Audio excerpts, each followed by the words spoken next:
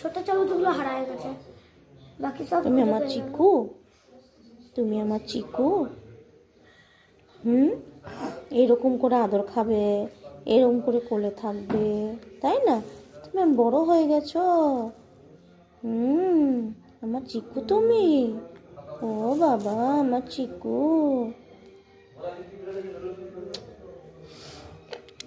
না চিকু, তোমাকে রাগাচ্ছে, তোমাকে রাগাচ্ছে, তোমাকে রাগাচ্ছে।